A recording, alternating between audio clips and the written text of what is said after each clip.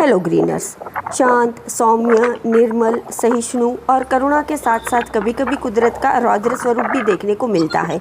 इसमें कुछ हद तक मनुष्य की दखल अंदाजी भी शामिल है। जब जब मनुष्य कुदरत से विपरीत अपनी सोच से कुदरत के काम में टांग अड़ाएगा, कुदरत अपना रौद्र स्वरूप ज़रूर दिखाएगा।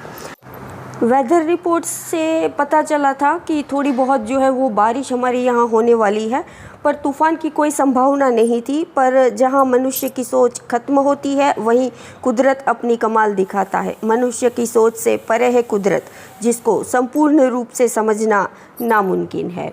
अगर पहले पता होता है तो हम कुछ प्रिकॉशंस भी लेते हैं, पर अभी तो कुछ पता ही नहीं था और अचानक से तूफ़ान आ गया।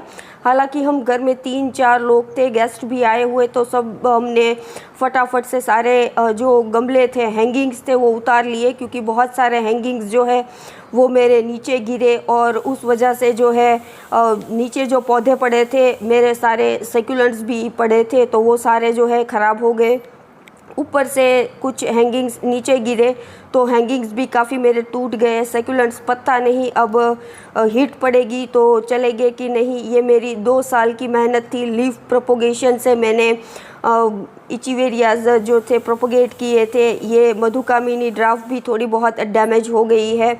बहुत सारे गमले, जैसे कि मैंने बताया कि अचानक से तूफ़ान आया और सब नीचे उतारे, तो पवन की जो गति होती है उस गति से हम काम नहीं कर सकते। तो बहुत सारे गमले जो थे, हैंगिंग्स जो थे, वो नीचे गिरे और नीचे गिरने की वजह से टूट गए। इन सब को जो है अब रिपोर्ट करना पड़ेगा। यहाँ पर भी जो बड़े बड़े थे वो एक दूसरे पर गिर गए हैं। ये ऊपर पड़े थे मेरे वॉल के ऊपर और वहाँ से ये नीचे गिरे। तो अरेलिया का मेरा बहुत ही पुराना प्लांट था जिसको तोड़ दिया है, पर शायद ये कटिंग से फिर लगाने की कोशिश करूँगी।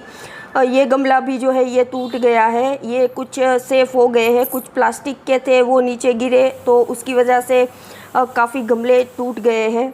गमले टूटने का कोई इतना अफसोस नहीं है, पर अभी सीज़न नहीं है, प्लांट्स नहीं खरीदते हैं, तो एक्स्ट्रा पॉट भी नहीं है, तो इसको रिपोर्ट किस में करूँ, ये सबसे बड़ी दिक्कत है। हालांकि सकुलेंट्स मेरे बहुत सारे डैमेज हो गए हैं। यहाँ पर मेरे जितने भी रेयर सकुलेंट्स थे उसको फटाफट सबसे पहले ही अंदर ले लिया था मैंने, तो वो थोड़े बहुत जो है वो सेव हो गए हैं। मेरा 3 से 4 साल पुराना जाइगेंटिक पीस लिली का प्लांट था, वो कम्प्लीटली चला गया है। अब उसको फेंक ही देना पड़ेगा। एक्सोरा भी जो है वो पूरा झुक गया है, रूट्स इसकी थोड़ी हिल गई है, पर शायद ये ज़मीन में लगा है तो ठीक हो जाएगा।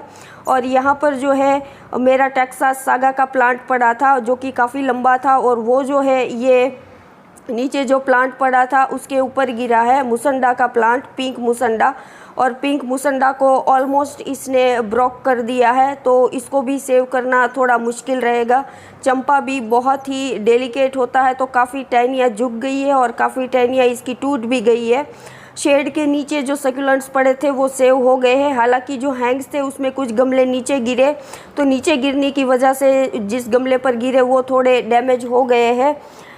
यहाँ पर इतना नुकसान नहीं है, थोड़े बहुत मैंने उतार लिए थे। वॉल पर जो थे वो पहले उतार लिए थे क्योंकि वो थोड़े हैवी थे, अदरवाइज़ नुकसान जो है वो थोड़ा ज़्यादा होता।